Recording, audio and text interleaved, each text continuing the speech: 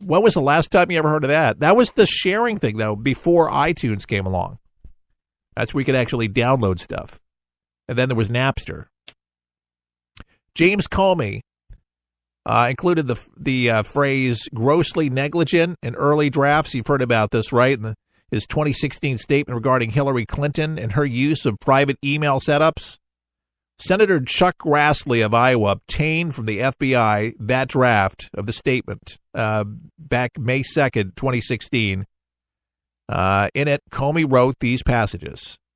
There is evidence to support a conclusion that Secretary Clinton and others used the private email servers in a manner that was grossly negligent with respect to the handling of classified material.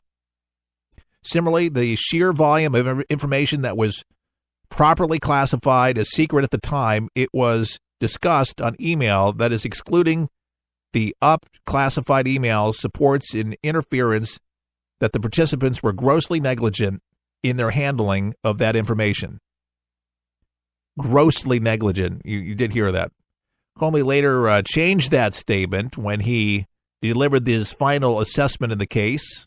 You might remember July 5th, a little snapshot in 2016, in which he said he would not recommend charges be brought against Clinton for using a private email server and multiple email addresses while she served as Secretary of State. Although we did not find clear evidence that Secretary Clinton or her colleagues intended to violate laws governing the handling of classified information, there is evidence that they were extremely careful in their handling of very sensitive, highly classified information. I always thought it was contradictory. I'm like, what deal did you do with the devil? Or what does Hillary Rotten Clinton, what does Bill Clinton have on you to have stopped you in your tracks when you wrote that they were grossly negligent? What is it, James Comey? There's people that defended him for the left and right, saying what a Boy Scout this guy is. The guy could have prosecuted her and should have prosecuted her and knew that she was grossly negligent, and not just the emails with Benghazi, with Russia, with the Clinton Foundation. Peter Schweitzer's book, Clinton Cash, we've had him on our show. That is a book, man. And then Denise D'Souza's Hillary's America. Between those two, if you don't realize, man, these people are evil. If you've ever seen evil incarnate, these people are some of the most evil people on the planet. And they hurt people left and right. They don't care who they step on. They are evil. Papa John's, by the way, has a message for white supremacists. Don't buy our pizza. Now, we talked about Papa John's CEO John Schaffner, but he said on a conference call that he believes that the NFL handling of the national anthem protest are hurting the company's sales, and it has hurt them.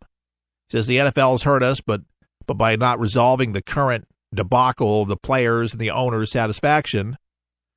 And according to Newsweek, the comments garnered the attention of white supremacist websites, which published a photo with a pizza with pepperoni laid out in the shape of a swastika. The website also wrote, Papa John, official pizza of the alt-right? ?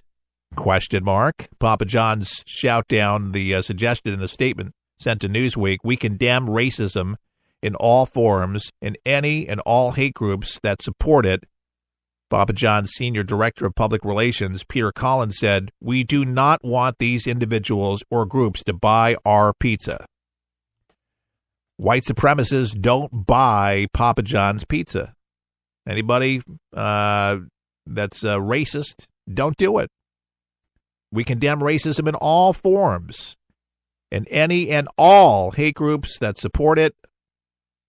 Stay away from our stores. That's good. They had to do it. They had to refute it. That's the smartest thing that Papa John's could do.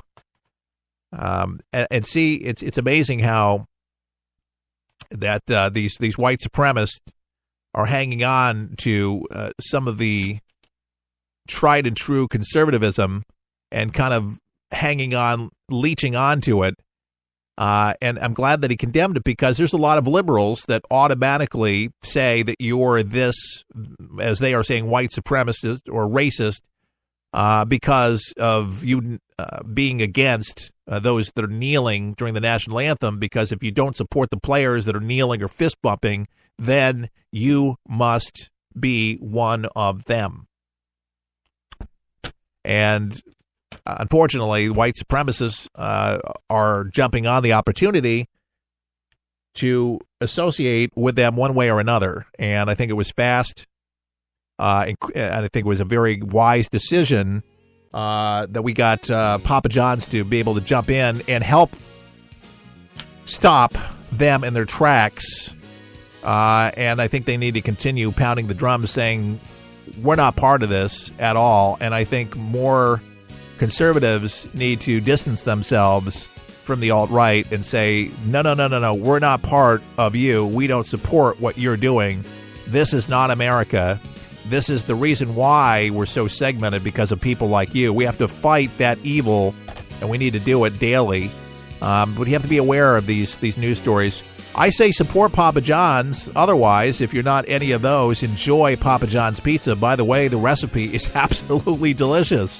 Thanks so much for tuning in. This is our first hour down. We got another hour coming up on some of these stations. Our website, forthepeopleshow.com. Appreciate you. All the best. May God bless.